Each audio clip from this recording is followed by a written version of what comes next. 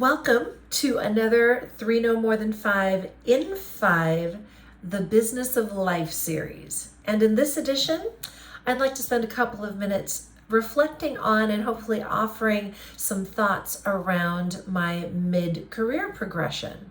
So when we spoke last, I shared with you how I didn't know how to manage my paychecks very well as a new employee at Enterprise, specifically when I transitioned from an hourly employee where I kind of knew what I was going to get every paycheck to a salary plus profit-based bonus employee.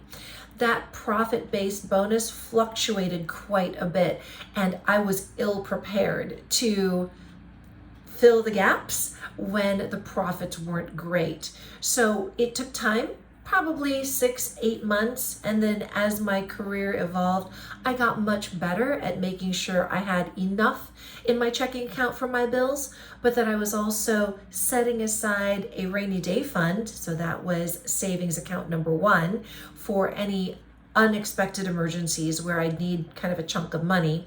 And then also building, through savings account number 2, a slush fund, which would help kind of fill that gap when we had slower business months, smaller profit months. And that way I could kind of manage through those dips in my income because I knew that I had money set aside. I know everyone knows to put money aside in their 401k, to take advantage of whatever types of other savings components are out there, IRAs, Roth IRAs, and I am not a financial advisor, financial expert, or financial planner. But if I today were to give my 25 to 30-year-old self some advice, I would say increase your contributions to your 401k or to your savings account with every promotion that you get. I didn't do that. I was pretty stable and steady in my contribution amount. And I know that there are limits to how much you can actually put into a 401k. But if I had increased even by 1%, how much I put into that 401k every time I got a promotion, how much I set aside into my savings, maybe put 12% away into that rainy day fund and 11% away into my slush fund. If I had thought to do that then, who knows where I could be today? And please don't get me wrong, I'm grateful for the opportunity to have built a nice little nest egg and able to do this in terms of blogging and exploring things in my retirement or 3.0. But if I were to give myself some advice, that would be something that I would offer.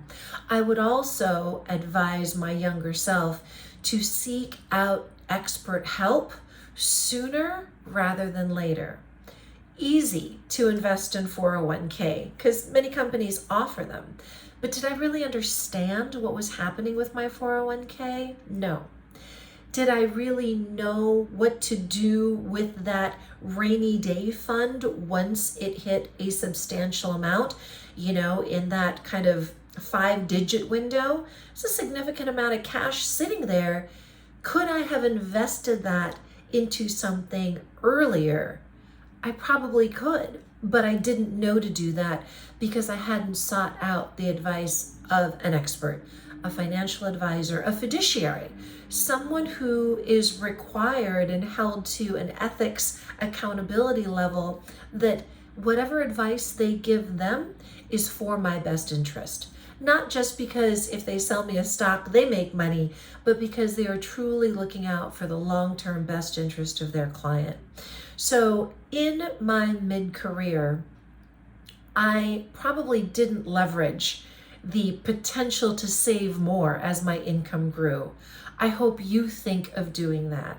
I also probably was a little late in the game getting specific advice from an expert. So hopefully you will think of doing that as well.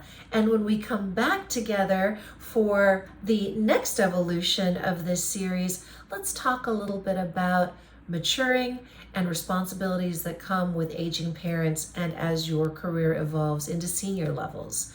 So until next time, thanks for visiting at 3 No More Than 5 in 5. Talk to you soon. Cheers.